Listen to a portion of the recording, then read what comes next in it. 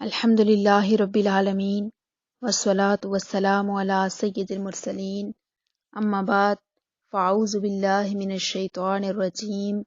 بسم اللہ الرحمن الرحیم۔ معزز طالبات، السلام علیکم ورحمۃ اللہ وبرکاتہ۔ الحمدللہ آج ہم سورہ بقرہ کا آغاز کر رہے ہیں۔ بسم اللہ الرحمن الرحیم، اللہ کے نام سے شروع جو بہت مہربان ہمیشہ رحم فرمانے والا ہے۔ الف لام میم۔ قرآن پاک کے 29 سورتوں کے شروع میں اس طرح کے حروف آئے ہیں، انہیں حروف مقطعات کہا جاتا ہے، یعنی کہ سر بین اللہ و رسولہ، یہ وہ راز ہیں جو اللہ اور اس کے رسول کے درمیان ہیں، ہم ان کے حق ہونے پر ایمان لاتے ہیں۔ ذالک الکتاب، یہ وہ بلند رتبہ کتاب ہے، لا ریب، نہیں شک، فیہ، جس میں، ہدی للمتقین، اس میں ہدایت ہے ڈرنے والوں کے لیے، یا اس میں ہدایت ہے پرہیزگاروں کے لیے، یا اس میں ہدایت ہے تقوی والوں کے لیے۔ تینوں معنی ہو سکتے ہیں، متقین یعنی ڈرنے والوں کے لیے، تقوی والوں کے لیے، یا پرہیزگاروں کے لیے۔ تو یہاں پر اللہ رب العزت نے قرآن پاک کی اس سورت کا جیسے ہی آغاز ہوا تو پہلے اس مقدس کتاب کے اوصاف کو بیان کیا، بتا دیا کہ ذالک الکتاب، یہ وہ کتاب ہے، لا ریب، نہیں شک، فیہ، جس میں، یعنی اس کے واضح دلائل، اس کی روشن تعلیمات، اس کے بیان کردہ تاریخی واقعات اور اس کی پیشنگوئیاں حق و صداقت کے وہ بلند مینار ہیں جہاں شک و شبہ کا غبار بھی نہیں پہنچ سکتا، کیونکہ شک کی گنجائش صرف وہاں ہوتی ہے جس کی حقانیت پر کوئی دلیل نہ ہو، جبکہ قرآن پاک اپنی حقانیت کی ایسی واضح اور مضبوط دلیلیں پیش کرتا ہے کہ جو ہر صاحب انصاف اور عقل مند انسان کو اس بات کا یقین کرنے پر مجبور کر دیتی ہیں کہ یہ کتاب حق ہے اور اللہ کی طرف سے نازل ہوئی ہے۔ تو جیسے کسی اندھے کے انکار سے سورج کا وجود مشکوک نہیں ہو سکتا، ایسے ہی کسی بے عقل مخالف کے شک اور انکار کرنے سے یہ کتاب مشکوک نہیں ہو سکتی۔ ہدی للمتقین، ڈرنے والوں کے لیے ہدایت ہے۔ آیت کے اس حصے میں قرآن مجید کا ایک اور وصف بیان کیا گیا کہ یہ کتاب ہدایت کا سرچشمہ ہے، ڈرنے والوں کے لیے، پرہیزگاروں کے لیے۔ اگرچہ قرآن کریم ہدی للناس یعنی سارے انسانوں کے لیے پیغام ہدایت ہے،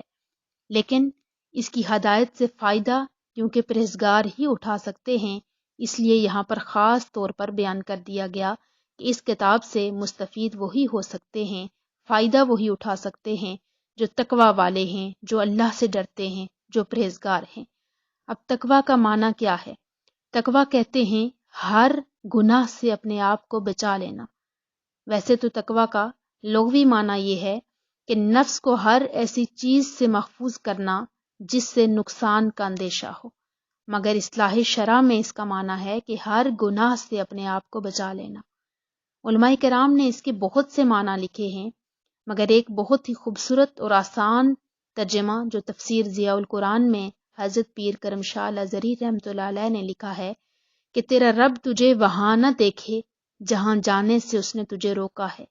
اور اس مقام سے تجھے غیر حاضر نہ پائے جہاں حاضر ہونے کا اس نے تجھے حکم دیا ہے۔ اس سے بڑی اور کوئی تفسیر ہمارے لیے نہیں ہو سکتی کہ ہم تقوی کا معنی یہ سمجھ لیں کہ ہم ہر اس کام کو ترک کر دیں جس سے ہمارا رب ناراض ہوتا ہو یا جس کے لیے اس نے ہمیں منع فرمایا ہو، اور ہم ہر اس کام کی طرف بڑھیں جس کا اللہ نے ہمیں حکم دیا ہے، اجازت دی ہے، اور جس سے وہ راضی ہوتا ہے۔ اور جب انسان تقوی اختیار کر لیتا ہے، یعنی کہ کفر و شرک، کبیرہ گناہوں، بے حیائی کے کاموں سے اپنے آپ کو بچا لیتا ہے، حرام چیزوں کو چھوڑ دیتا ہے اور فرائض کو ادا کرتا ہے، تو اس وقت وہ متقین کی لسٹ میں شامل ہو جاتا ہے۔ حضور صلی اللہ علیہ وآلہ وسلم نے ارشاد فرمایا کہ تمہارا رب ایک ہے، تمہارا باپ ایک ہے، اور کسی عربی کو اجمی پر فضیلت نہیں، اور نہ ہی کسی اجمی کو عربی پر فضیلت ہے، نہ گورے کو کالے پر فضیلت ہے اور نہ کالے کو گورے پر فضیلت ہے، مگر بڑائی کا معیار صرف تقوی ہے۔ حضرت انس رضی اللہ تعالیٰ عنہ سے روایت ہے کہ حضور نے ارشاد فرمایا کہ تمہارا رب ارشاد فرماتا ہے کہ اس بات کا مستحق میں ہی ہوں کہ مجھ سے ڈرو، اور جو مجھ سے ڈرے گا تو میری شان یہ ہے کہ میں اسے بخش دوں گا۔ مفسرین کرام تقویٰ کا ایک اور معنی بیان کرتے ہیں، کہتے ہیں، مفہوم اس کا بیان کر رہی ہوں، کہ کبھی اگر انسان کا کسی خاردار جھاڑی سے گزر ہو تو جس طرح وہ اپنے دامن کو بچا کر چلتا ہے کہ کہیں میرا دامن الجھ نہ جائے، اسی طرح اس دنیا میں رہتے ہوئے اپنے دامن کو ہر حرام چیز، ہر گناہ میں ڈالنے والی چیز، یہاں تک کہ شک میں مبتلا کرنے والی چیز سے بھی اپنے دامن کو بچا لینا، یہی تقویٰ ہے۔ علماء کرام نے تقویٰ کے مختلف مراتب بیان فرمائے ہیں۔ عام لوگوں کا تقویٰ ایمان لا کر کفر سے بچنا، عام لوگوں کا تقویٰ ایمان لا کر کفر سے بچ جانا، یعنی کہ صرف کلمہ پڑھ کے مسلمان ہو جانا۔ متوسط لوگوں کا تقویٰ یعنی درمیانے لوگوں کا تقویٰ کیا ہے؟ احکامات کی پیروی کرنا اور ممنوعات یعنی جن کاموں سے اللہ نے منع کیا ہے ان سے رک جانا۔ اور خاص لوگوں کا تقویٰ یہ ہے کہ ہر ایسی چیز کو چھوڑ دینا جو اللہ کی یاد سے غافل کر دے۔ اب آپ نے اور میں نے اپنا محاسبہ کر کے دیکھنا ہے کہ ہم ابھی عام لوگوں میں شامل ہیں، درمیانے لوگوں میں، یا ان خاص اللہ کے مقرب بندوں میں شامل ہونے کے لیے کوشاں ہیں کہ جنہوں نے ہر ایسی چیز کو ترک کر دیا جو اللہ سے غافل کر دینے والی ہے۔ الذین یؤمنون بالغیب، وہ جو ایمان لاتے ہیں غیب پر۔ دوسری آیت میں اللہ رب العزت نے متقی لوگوں کا ایک وصف بیان کیا ہے۔ متقی لوگوں کا، پہلے قرآن پاک کے 2 وصف ہم نے پڑھے، اب متقی لوگوں کے اوصاف بیان کیے جا رہے ہیں کہ تقوی والے کون ہیں؟ الذین یؤمنون بالغیب، وہ جو بن دیکھے ایمان لائیں، جو بغیر دیکھے ایمان لاتے ہیں، یعنی وہ ان تمام چیزوں پر ایمان لاتے ہیں جو ان کی نگاہوں سے پوشیدہ ہیں، اور نبی دو عالم صلی اللہ علیہ وآلہ وسلم نے ان کے بارے میں خبر دی ہے، جیسے مرنے کے بعد دوبارہ زندہ کیا جانا، قیامت کا قائم ہونا، اعمال کا حساب ہونا، اور جنت و جہنم وغیرہ۔ یہ ساری چیزیں وہ ہیں جن کو ہم نے آنکھوں سے دیکھا نہیں، مگر آقا کریم صلی اللہ علیہ وآلہ وسلم کے بتائے جانے کی وجہ سے اور قرآن پاک کی ان مقدس آیات کے صدقے سے ہم سب مانتے ہیں کہ یہ سب حق ہے اور یہ سب رونما ہو کر رہے گا۔ تو متقین کی پہلی صفت یہ ہے کہ وہ بن دیکھے ایمان لائیں۔ آگے فرمایا گیا وَيُقِيمُونَ الصَّلَاةَ، اور وہ قائم کرتے ہیں، صحیح صحیح ادا کرتے ہیں صلاۃ نماز، اور یقیمون قائم کرتے ہیں صلاۃ نماز۔ اب متقین کی دوسری علامت، دوسرا وصف بیان کیا جا رہا ہے کہ وہ کیا کرتے ہیں؟ نماز کو صحیح ادا کرتے ہیں، قائم کرتے ہیں۔ قرآن پاک میں یہ حکم کہیں بھی نہیں ہے کہ نماز پڑھا کرو، بلکہ جب بھی فرمایا تو یہی کہا گیا کہ نماز قائم کرو۔ نماز قائم کرنے کا مطلب یہ ہے کہ نماز کو تمام حقوق ظاہری اور باطنی کے ساتھ ادا کیا جائے۔ نماز کے ظاہری حقوق یہ ہیں کہ سنت نبوی صلی اللہ علیہ وآلہ وسلم کے مطابق تمام ارکان بجا لائے جائیں، یعنی کہ جو ہم طریقہ ہمارا نماز کا ہوتا ہے، رکوع کیسے کریں، سجدہ کیسے کریں، اٹھیں کیسے، بیٹھے کیسے، یہ کیا ہیں؟ ظاہری حقوق۔ اب ان پر تو ہم توجہ دیتے ہی ہیں، اور باطنی حقوق یہ ہیں کہ تو خشوع و خضوع میں ڈوبا ہوا ہو اور احسان کی کیفیت طاری ہو، یعنی اس کیفیت میں نماز پڑھ رہا ہو کہ تو محسوس کرے کہ کأنک تراہ، گویا تو اپنے معبود کو دیکھ رہا ہے، وہ جس کی حمد بیان کر رہا ہے، جس کے سامنے کھڑا ہے تو اسے دیکھ رہا ہے۔ اور اگر ایسا نہیں تو کم از کم اتنا ضرور ہو فَإِنَّهُ يَرَاكَ، کہ تیرا رب تجھے دیکھ رہا ہے۔ جب اس ذوق اور شوق سے ادا کی ہوئی نماز ہوگی تو وہ نماز ہی اصل نماز ہے جسے دین کا ستون اور مومن کی معراج فرمایا گیا، ورنہ میرا قیام بے حجاب، میرا سجود بے حجاب۔ ہم سب نماز پڑھتے ہیں، ہم نے حروف کو اتنا تیزی سے یاد کیا ہوا ہے کہ ہم 2 منٹ میں نماز پڑھ دیتے ہیں، اور ہمارا مقصد صرف یہ ہوتا ہے کہ ہم نے صرف نماز کو پڑھنا ہے جو ہم نے یاد کیا ہوا ہے، یا عام لفظوں میں ہم جو لفظ بولتے ہیں کہ ہم نے رٹا لگایا ہوا ہے۔ بعض اوقات تو ہم اتنی جلدی پڑھتے ہیں کہ تصور ہی نہیں کیا جا سکتا کہ ہم نے حروف بھی صحیح طریقے سے ادا کیے ہیں یا نہیں۔ تو حرکات و سکنات، رکوع میں بھی جلدی، واپس کھڑے ہونے میں جلدی، سجدے میں جلدی، تو اس جلد بازی میں ہم باطنی تو کیا ظاہری حقوق بھی پورے نہیں کر سکتے۔ اس لیے ہمیں چاہیے کہ ہم نماز کو احسن انداز میں قائم کریں، یوں کہ ہمارا سجدہ اس بارگاہ میں قبول ہو جائے اور ہمارے لیے رب کی قربت کا سبب بن جائے۔ حضور صلی اللہ علیہ وآلہ وسلم نے ارشاد فرمایا کہ جس نے میرے اس وضو کی طرح وضو کیا،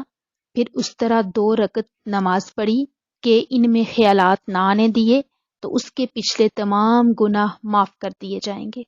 اسی طرح نماز نہ پڑھنے والوں کے لیے بھی آقا علیہ الصلوۃ والسلام نے فرمایا کہ جس نے جان بوجھ کر نماز چھوڑی تو جہنم کے اس دروازے پر اس کا نام لکھ دیا جاتا ہے جس سے وہ داخل ہوگا۔ اللہ پاک ہم سب کو نمازی بنائے اور حقیقی معنوں میں نماز پڑھنے کی توفیق عطا فرمائے۔